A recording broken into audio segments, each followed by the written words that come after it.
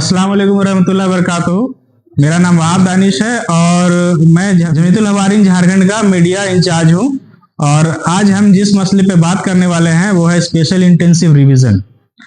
जो SIR अभी आप लोगों ने सुना होगा कि बिहार में, बंगाल में, उड़ीसा में, बहुत सारे जगह में अभी हो रहा है ऑलरेडी, और जिसमें बहुत सारे लोगों का वोटर लिस्ट से नाम कट गया है। तो आज हम इसी चीज पे चर्चा करेंगे, क्योंकि आज नहीं तो कल झारखंड में भी SIR होने वाला है। तो जब झारखंड में SIR होगा तो इसके लिए हमें कौन कौन सी डॉक्यूमेंट जरूरत होगी और किस तरह से हम कौन सा ऐसा काम करेंगे जिससे वोटर लिस्ट में हमारा नाम ना कटे, इस चीज पे हम चर्चा करेंगे। अब नेक्स्ट, तो SIR है क्या, ये हम जानते हैं। 2003 में जो लोग 18 साल के थे और जिनका 2003 में वोटर लिस्ट में नाम था, वोटर ID बन चुका था 2003 में, जो लोग वोट देते थे, उस टाइम के वोटर लिस्ट से 2025 का जो अभी वोटर लिस्ट बनने वाला है, इसकी मैपिंग होने वाली है। तो SIR में यही होगा, 2003 का वोटर लिस्ट को 2025 के वोटर लिस्ट से मैपिंग करना है। तो इसके लिए सारे BLO को ये बोला गया है कि आप 2003 के वोटर लिस्ट से आप घर घर जा करके चेक कीजिए कि वोटर लिस्ट में किन किन का 2003 में नाम है, उसको आपको मैपिंग करना है 2025 में।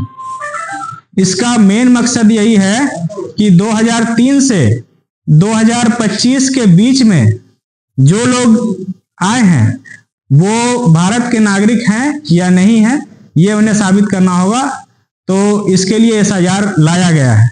अब हम इसके बारे में डिटेल से जानेंगे कि SIR क्या है और इसमें किस तरह की प्रक्रिया चल रही है। तो बिहार का अगर हम डेटा देखें तो ये प्रेस इंफॉर्मेशन इंडिया का प्रेस रिलीज है, जिसमें ये बताया गया है कि लगभग 65 लाख लोगों का SIR के होने के बाद बिहार में नाम कटा था। तो फिर लोगों ने जाकर वहां रिक्वेस्ट किया कि हमारा नाम कैसे कटा, क्या हुआ। तो फिर स्क्रूटनी हुआ। स्क्रूटनी में कुछ लोगों का नाम रह गया और उसके बाद फिर कुछ लोगों का नाम कट गया। तो लगभग 33 लाख या 34 लाख लोगों का नाम अभी भी कटा हुआ है बिहार में वोटर लिस्ट से। अब जिनका वोटर लिस्ट से नाम कट गया है उनको क्या करना है, वो क्या करेंगे, इसका तो अभी कुछ ऐसा इंफॉर्मेशन नहीं है। लेकिन अभी झारखंड में जो SIR अगर होने वाला है या होगा, तो उसमें हमारे पास वक्त है, और वक्त रहते हम क्या ऐसा उपाय करें जिससे हम इस चीज से बच जाएं कि हमारा वोटर लिस्ट से नाम ना कटे। तो ये इस पे हम बात करेंगे। नेक्स्ट, तो जो इलेक्शन कमीशन का ये रूल है वोटर लिस्ट अपडेशन के लिए, रिवीजन के लिए, उसमें 2 क्राइटेरिया है। एक तो जिनका नाम 2003 के वोटर लिस्ट में है, दूसरा 2003 के वोटर लिस्ट में जिनका नाम नहीं है। तो ये यहां से 2 क्राइटेरिया चालू होता है। जिनका नाम 2003 के वोटर लिस्ट से में है उनके लिए क्या करना है, और जिनका नाम नहीं है उनको क्या करना है, हम आगे देखेंगे। अब देखते हैं 2003 के वोटर लिस्ट में जिसका नाम है उसको क्या करना है। सबसे पहली बात, जब SIR का प्रोसेस चालू होगा तो घर घर BLO आएंगे, एक इन्यूमरेशन फॉर्म होगा जिसे भरना होगा हर एक पर्सन को जिसकी एज 18 साल हो चुकी है, जो वोट देने लायक है। तो उन्हें एक इन्यूमरेशन फॉर्म भरना होगा। और दूसरी चीज ये है कि जिनका 2003 के वोटर लिस्ट में नाम है उन्हें देखना होगा कि 2003 का वोटर लिस्ट, वो जिस बूथ में 2003 में वोट देते थे, उस बूथ नंबर के हिसाब से वोटर लिस्ट ऑनलाइन अवेलेबल है। अभी हम यहाँ पे लाइव दिखाएंगे कि किस तरह से वोटर लिस्ट हम निकालते हैं 2003 का, और उसके हिसाब से वो लोग वोटर लिस्ट निकाल लेंगे। वोटर लिस्ट निकालने के बाद नेक्स्ट करना, ये जो है वोटर सर्विस पोर्टल है, जो वोटर लिस्ट निकालने का जो इलेक्शन कमीशन का मेन साइट है, ये उसका डैशबोर्ड है। और मैंने क्या किया है, इसी डैशबोर्ड का QR कोड जनरेट कर दिया है। तो अगर आप लोगों को फोटो लेना होगा तो आप इसका फोटो ले लीजिए। ये QR कोड आप स्कैन करिएगा मोबाइल में, तो एक लिंक पॉप करेगा, उस लिंक पे टैप कीजिएगा तो सीधे ये वाला साइट खुल जाएगा आपके मोबाइल पे ही। 1 मिनट के लिए हम पॉज करते हैं, आप लोग इसको फोटो ले लीजिए। ये QR कोड का खास करके फोटो ले लीजिएगा, इससे आप लोगों को आसानी हो जाएगा।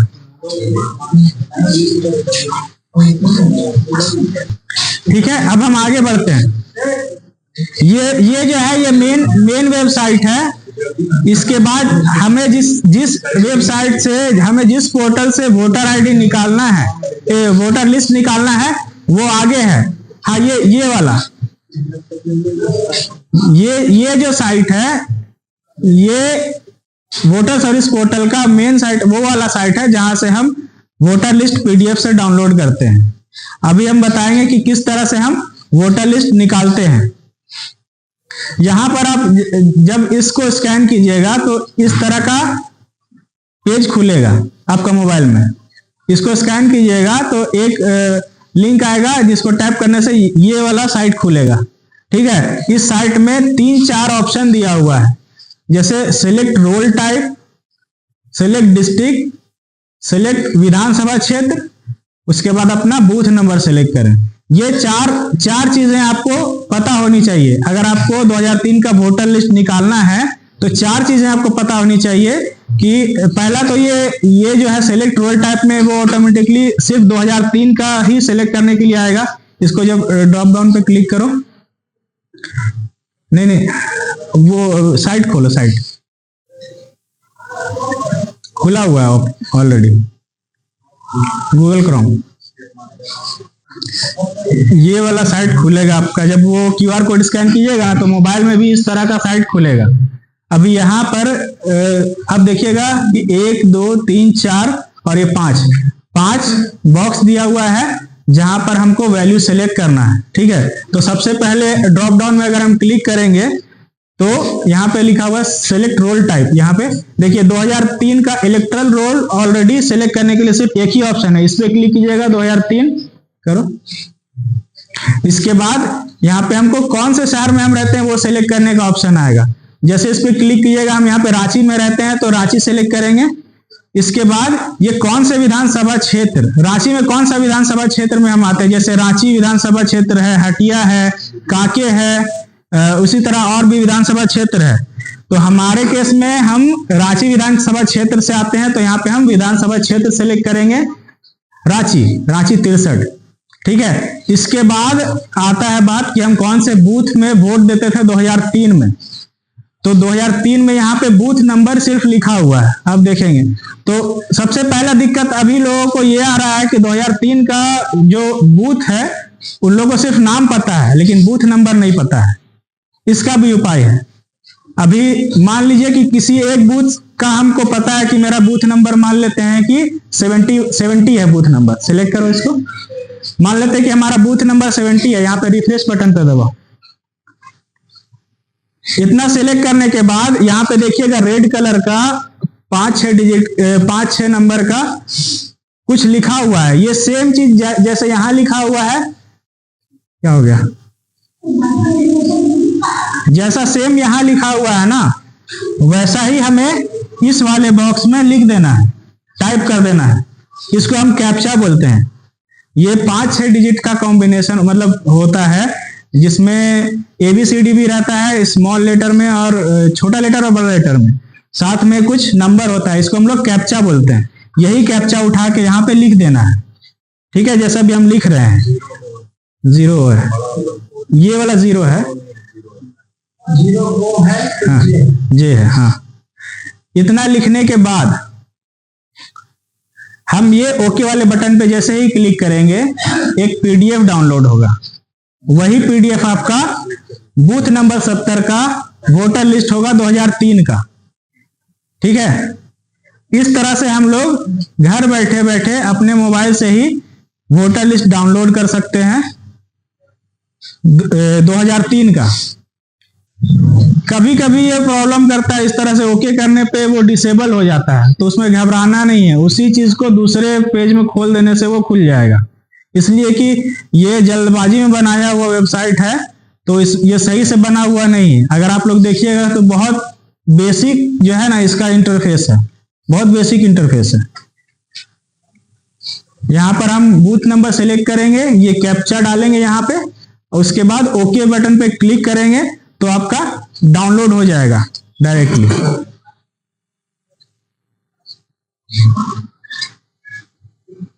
स्मॉल ओ पी, हाँ small O P, capital P. अब ओके में क्लिक करो, ये देखिए यहाँ पे डाउनलोड हो गया। अब इसको आप ओपन करिएगा तो यहाँ पे देख लीजिए इस तरह का पेज खुल जाएगा। ये पीडीएफ फॉर्मेट में है, आप इसको किसी भी साइबर कैफे में जाके प्रिंट करा सकते हैं, या प्रज्ञा केंद्र चले जाइए, ये वाला दे दीजिए उसको, वो प्रिंट करके आपको दे देगा। करना क्या है, सबसे पहले आपको ये डाउनलोड कर लेना है। डाउनलोड करने के बाद इसको अगर आप स्क्रॉल कीजिएगा यहाँ पे, एक मिनट में नीचे करना, हाँ यहाँ पे आप देखिएगा ये आपका बूथ नंबर है, भाग संख्या, ठीक है, और यहाँ पे आपका विधानसभा क्षेत्र नाम और नंबर के साथ रहेगा। दूसरा यहाँ नीचे में देखिएगा तो आपका एड्रेस दिखा देगा, मुख्य ग्राम का नाम हेसल, रांची कोतवाली, इससे आपको पता चल जाएगा। थाना सुखदेव नगर, इससे आपको पता चल जाएगा कि हाँ ये मेरे एरिया का है या नहीं है, ठीक है। इसके बाद आप स्क्रॉल कीजिएगा, जैसे नेक्स्ट पेज में जैसे जाइएगा, इसको स्क्रॉल करो तो नीचे में देखिए लाइन से पूरा सबका वोटर लिस्ट आ गया। इसमें आप चेक कर लीजिएगा पूरे पीडीएफ अपने मोबाइल में ही बैठ करके चेक कर लीजिएगा कि मेरा नाम है कि नहीं, मेरे परिवार में या अगल बगल में किसका किसका नाम है, देख लिए इसको।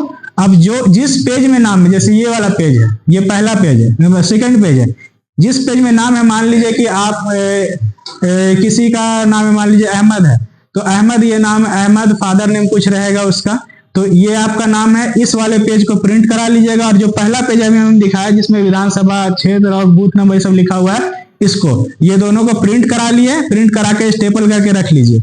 इसके बाद क्या करना है कि नीचे आना, यहां मान लीजिए कि आपका इसमें आपका नाम है, मान लीजिए कि 12 नंबर में आपका नाम है, इसको हाइलाइटर से या पेन से ऐसे गोल घेरा कर देना है। गोल घेरा करने के बाद यहाँ पे इसके जस्ट बगल में सिग्नेचर कर देना है, ठीक है, और सिग्नेचर करके अपने पास रख लेना। यही आपका पहचान पत्र हो गया। 2003 के वोटर लिस्ट में जिसका भी नाम है उसका पहचान पत्र यही वोटर लिस्ट है, ठीक है, उसको और कोई भी डॉक्यूमेंट देने का जरूरत नहीं है, ठीक है।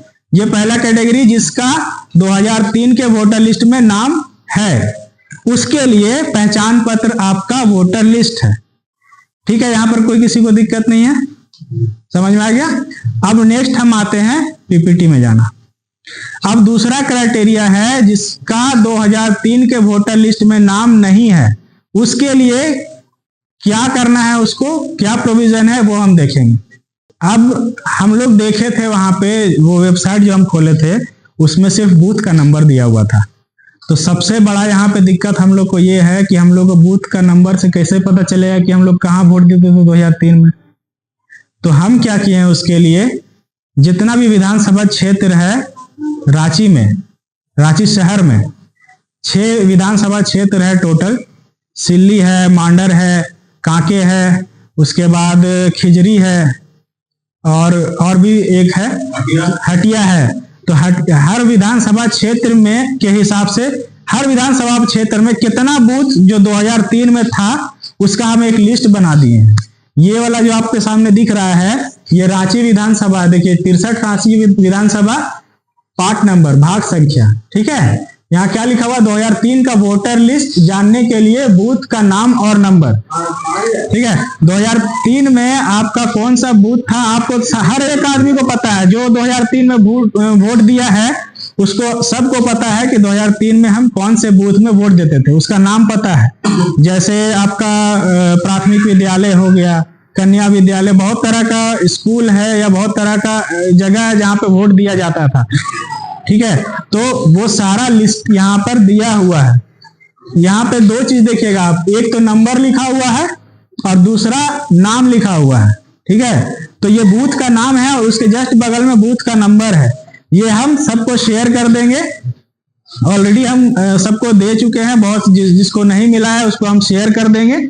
इसमें क्या करना है आपको, यहाँ पर देख लेना है कि आपका बूथ नंबर कौन सा है, बूथ का नाम क्या था आपको पता है? नाम इसमें सर्च कर लीजिए, जहां पर भी नाम होगा, जैसे यहाँ संत मार्केट स्कूल है, मान लेते हैं आप संत मार्केट स्कूल में वोट देते थे पहले 2003 में, ठीक है। ये लिस्ट जो है ये 2003 के बूथ का लिस्ट है, अभी के बूथ का लिस्ट नहीं है, इसलिए कि अभी बूथ सारा चेंज हो चुका है, बूथ का नंबर भी चेंज हो चुका है और बूथ का नाम भी चेंज हो चुका है। तो ये जो है 2003 का बूथ का लिस्ट है।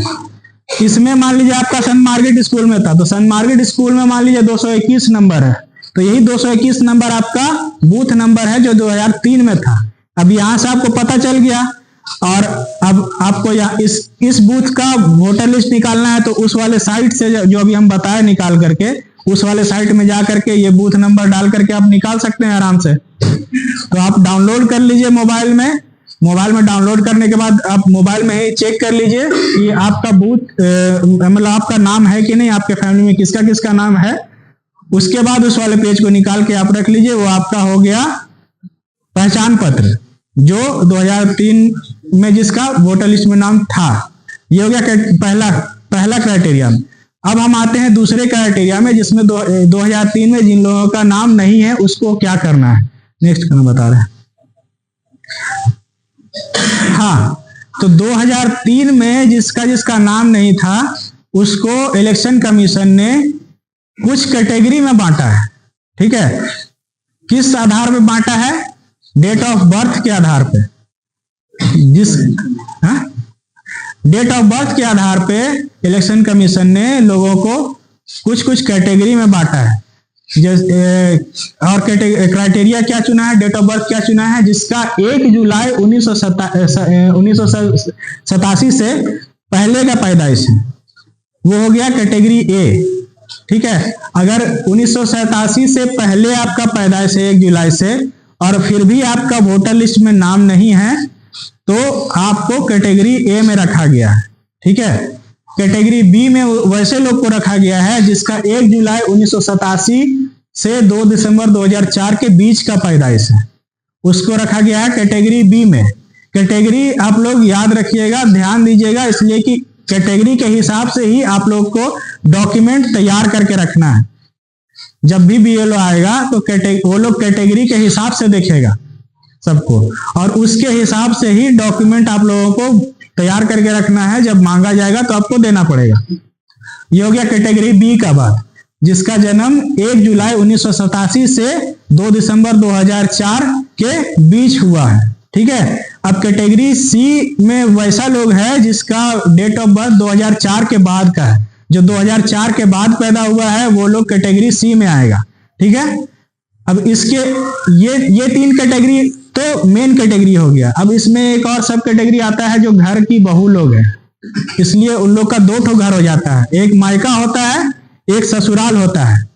तो उन लोग को भी जो डॉक्यूमेंट मांगा जाएगा उसमें भी कुछ एक क्राइटेरिया है। अभी हम एक एक करके सब कैटेगरी के बारे में जानेंगे कि ये कैटेगरी क्या है और इसमें कौन कौन सा डॉक्यूमेंट, किस कैटेगरी को कौन कौन सा डॉक्यूमेंट देना है। इसके बाद जो एनआरआई भारतीय है, जो इंडियन है, भारत का नागरिक है, लेकिन 30 साल 40 साल 50 साल से विदेश में रह रहा है, बहुत सा ऐसा लोग है, तो उन लोग को कौन कौन सा कागजात देना है, ये सारा चीज भी ध्यान में रखना होगा, इसलिए कि हर तरह का लोग रहता है हिंदुस्तान में। नेक्स्ट स्लाइड में चलते हैं।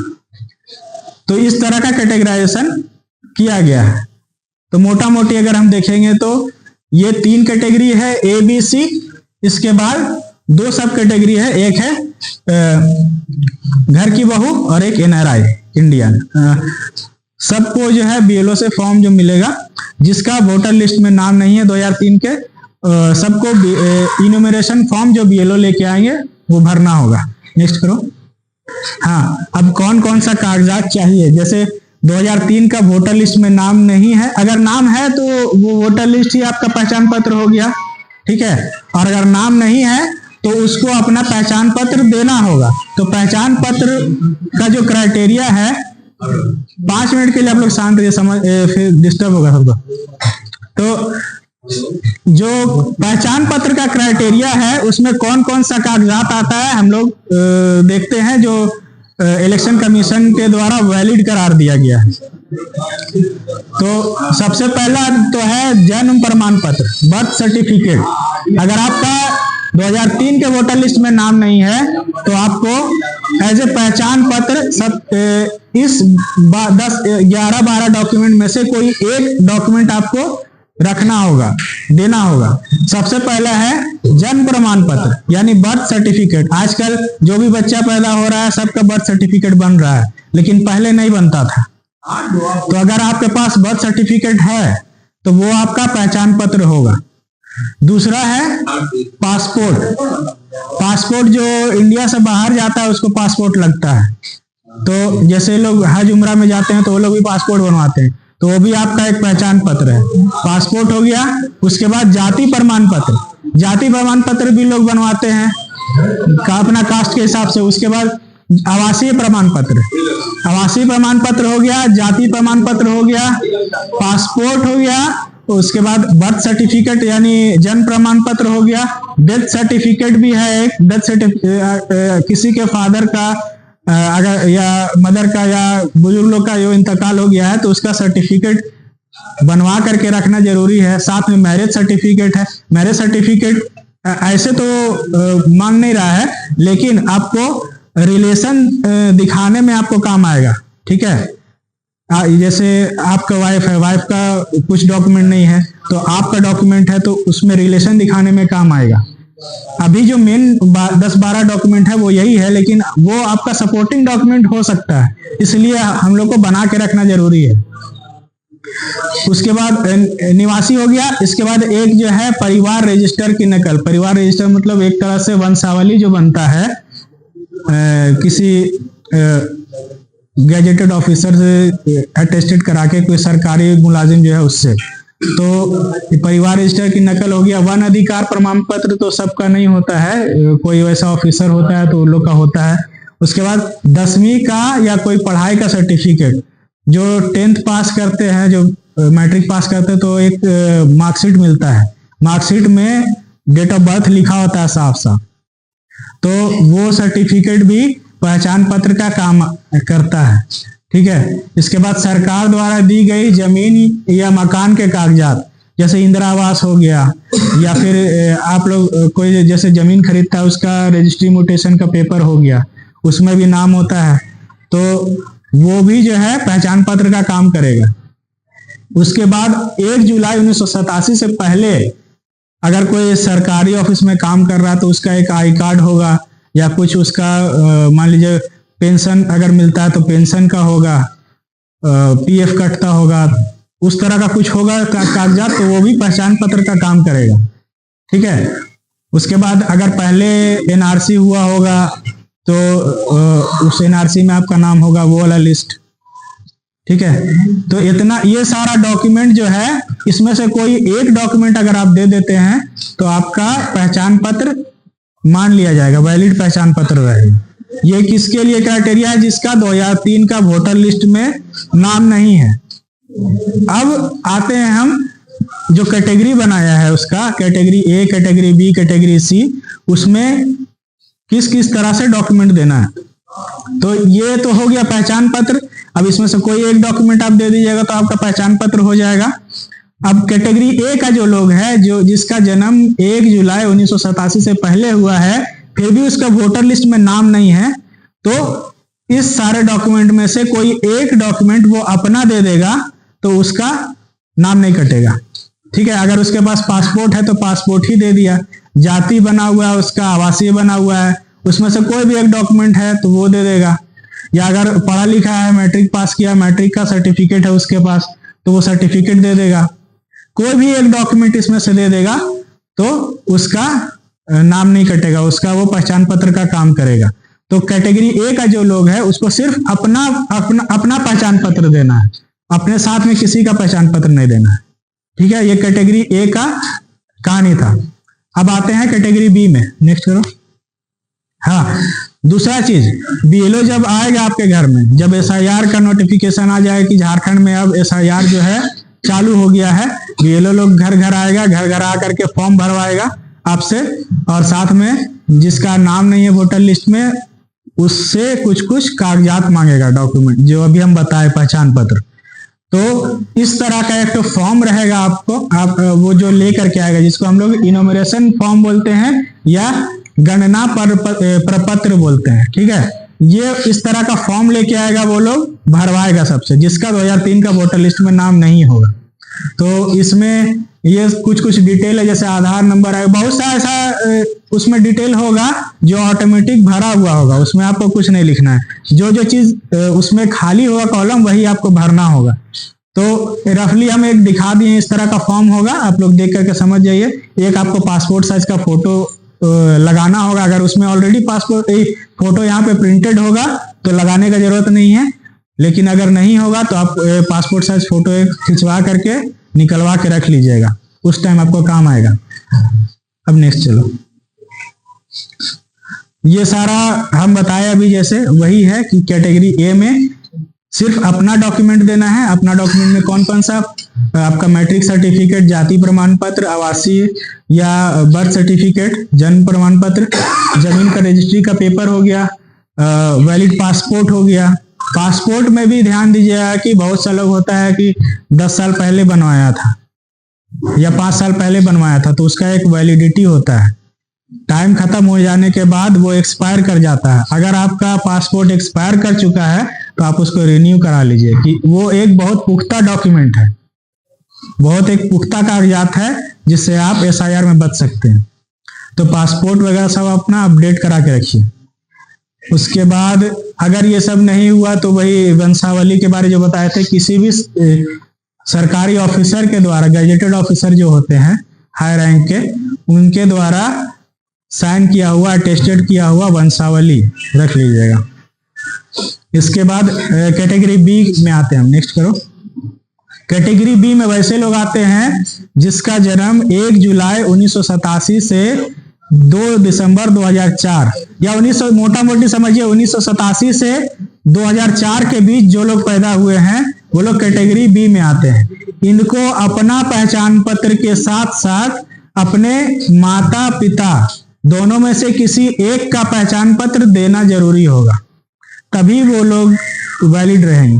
मतलब रिलेशन दिखाना होगा कि मेरे फादर का 2003 का वोटर लिस्ट में नाम है, तो ये वोटर लिस्ट जो है आप रख लीजिए, उनका पहचान पत्र, और हम अपना पहचान पत्र दे रहे हैं। जैसे हम 10th पास किए हैं, मेरा 10th का सर्टिफिकेट ले लीजिए, ये मेरा हो गया। जैसे मेरा जन्म हुआ, हम कैटेगरी बी में मान लीजिए हम आते हैं, 1990 में या 1991 में मेरा जन्म हुआ, तो हम अपना 10th का मार्कशीट दे दिए, या अपना जाति प्रमाण पत्र दे दिए, या पासपोर्ट है तो पासपोर्ट दे दिए, ये हो गया मेरा पहचान पत्र। अब हमको साबित करना होगा कि मेरा जो पूर्वज है वो इंडिया का ही, भारत का ही निवासी है, तो मेरा जो पूर्वज है उसका पहचान पत्र देना होगा। तो कैटेगरी बी के केस में माता पिता दोनों में से कोई एक का ही देना है, दोनों का नहीं देना है। कैटेगरी बी में जो है उसमें या तो फादर का दे दीजिए या तो मदर का दे दीजिए, ठीक है। तो फादर मदर का ऑलरेडी किसी, बहुत सा ऐसा लोग होगा जिसका 2003 का लिस्ट में नाम होगा, तो वो वाला वोटर लिस्ट जो है, जो अभी हम निकाल दिखाएं कैसे हम लोग निकाल के प्रिंट करा करके घेरा करके साइन कराना है, तो वो जो लिस्ट है वही उसके माता पिता का पहचान पत्र है। तो पहचान पत्र के जगह में वो वाला लिस्ट हम दे सकते हैं। और अगर लिस्ट में नाम नहीं है तो माता पिता का में से कोई एक का आपका बर्थ सर्टिफिकेट हो गया, या वो 12 डॉक्यूमेंट्स में कोई एक भी डॉक्यूमेंट दे सकते हैं। तो ये हो गया कैटेगरी बी का कहानी। अब कैटेगरी सी का कहानी, बस कैटेगरी सी में बस इतना ही फर्क है कि कैटेगरी सी में माता और पिता, मदर और फादर दोनों का पहचान पत्र देना होगा। तो अगर 2003 में उन लोग का नाम है लिस्ट में, वोटर लिस्ट में, तो माँ का और बाप का दोनों का लिस्ट में नाम होगा, तो एक कॉपी माँ का, एक कॉपी बाप का करवा लीजिए, और वैसे ही घेरा करके दोनों से अलग अलग कॉपी में साइन करा लीजिए। वो दोनों का पहचान पत्र हो गया, वो दोनों साथ में दे दीजिए आप अपना पहचान पत्र के साथ। अगर आप कैटेगरी सी में आते हैं, यानी आपका जन्म 2004 के बाद हुआ है, 2004 के बाद हुआ है जिसका जन्म, वो कैटेगरी सी में आता है, ठीक है। तो इन लोग को माता और पिता दोनों का पहचान पत्र देना होगा, तभी इन लोग का वोटर लिस्ट में नाम रहेगा, नहीं तो कट जाएगा, ठीक है। तो कैटेगरी ए बी सी समझ में आ गया।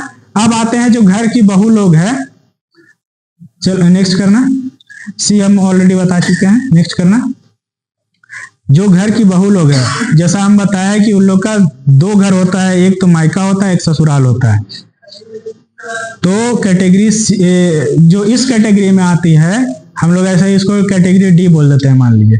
तो कैटेगरी डी में जो आती है, जो घर की बहू है, उसको अपने माँ बाप का डॉक्यूमेंट तो देना, अपना डॉक्यूमेंट दे दिया, अपना पहचान पत्र, साथ में माँ बाप का देना होगा और साथ में सास ससुर का देना होगा।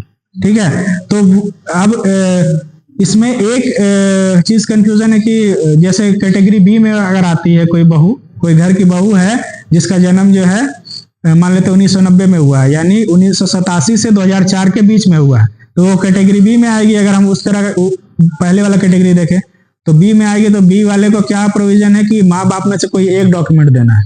तो बहू के लिए केस में क्या होगा कि माँ बाप में से एक का डॉक्यूमेंट और सास ससुर में से एक का डॉक्यूमेंट। ठीक है। और अगर वो कैटेगरी सी में आती है, यानी 2004 के बाद पैदाइश हुआ उसका, तो माँ बाप का भी डॉक्यूमेंट लगेगा, सास ससुर का भी डॉक्यूमेंट लगेगा। ठीक है।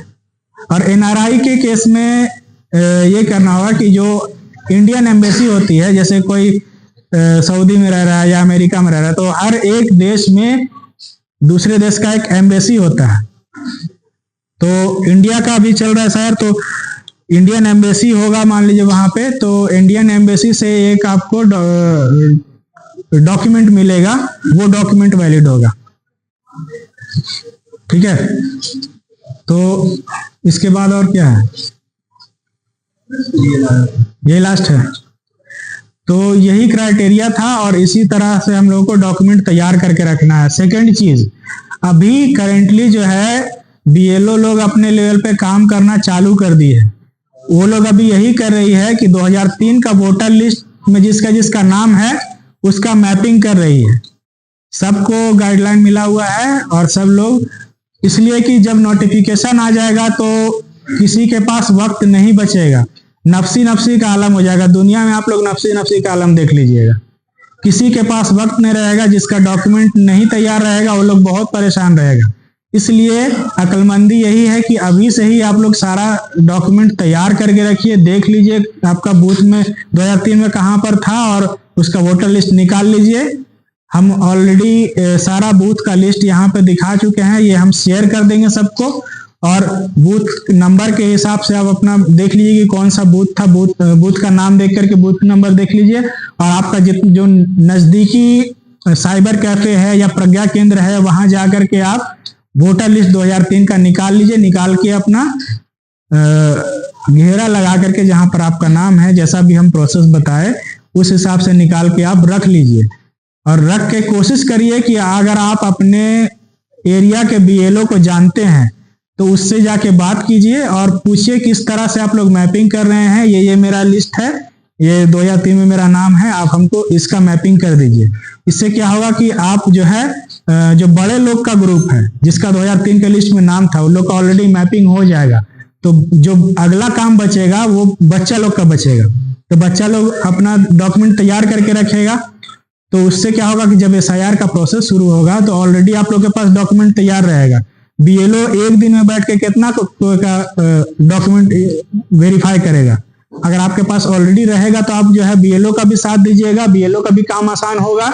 अभी तो बीएलओ के ऊपर इतना बर्डन है ना कि वही लोग जानता है। तो आप लोग भी अपने लेवल से थोड़ा सा तैयारी करके रखिएगा ना, तो आप लोग का भी काम आसान हो जाएगा, बीएलओ का भी आसान हो जाएगा। बस मेरा यही कहना था। ठीक है, अस्सलाम वालेकुम।